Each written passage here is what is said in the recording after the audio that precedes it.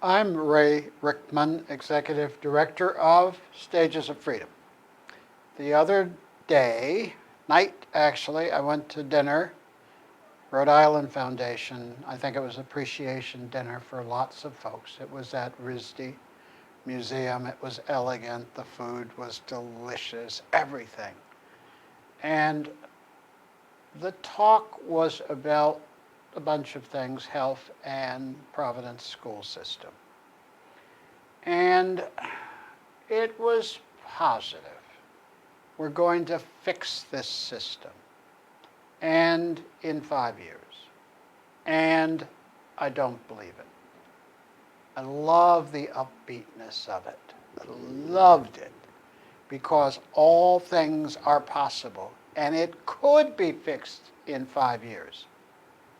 Be a miracle, but it could be fixed. All of us would have to do our part. The parents would have to make a commitment, a new, expansive commitment to moving their children forward, to spending time with them as they do their homework, to getting them tutors, to whatever needs to be done. And I have seen no promise of creating a parents' council, of financing guidance. 2/3 of the parents don't know what to do. They're not educators. Ask me to fly a plane from here to Chicago. You're wasting your time. I don't know how. Now, can I get on it and behave as a good passenger? Yes. Can I pay my fare? Yes. So I have been talking for about 2 years forcefully about the idea of a plan, that every single teacher have a 3-year plan. What should I be doing for the next 3 years? And more importantly, where should I be 3 years from today? Are you listening? I met a teacher the other day and I said, this person should not be a teacher in the Providence school system. The school system has beat them up. They are miserable. Can I say that again? They are miserable.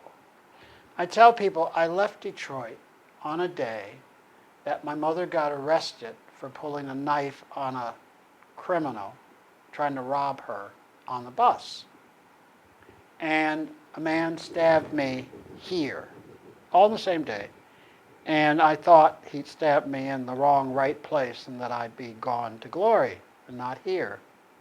But luckily, the blood wasn't that bad. And my sister had her car stolen. One at 8 a.m., one at 5, and one at 6. And I said, even though only one of these incidents happened to me, I said, Ray, it is time to go. So I was talking to the school teacher the other day, and I said to myself, it is time that she leave the school system. She hates the principal, she hates the system, she thinks she should be making more money, and more important than all of that, she hates the kids.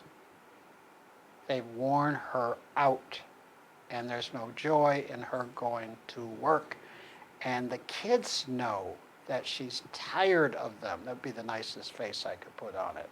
The worst one is she dislikes them. And she can't hide it. From me, the child advocate, we're talking. I'm trying to get her to think certain ways about teaching, and she just keeps telling me how miserable she is.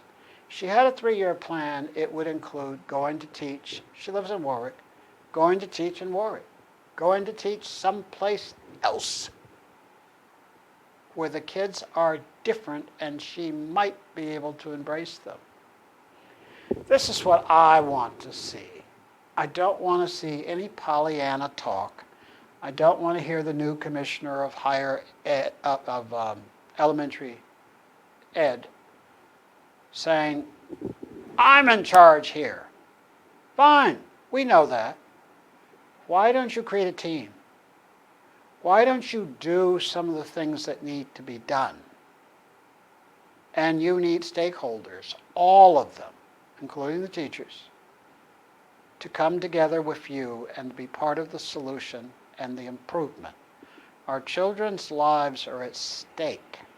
Maybe the state of Rhode Island is at stake because, again, I was talking to someone the other day who told me 2/3 of their employees come from Massachusetts. How are we going to enrich our citizens if we don't educate them? Are you listening? Are you listening?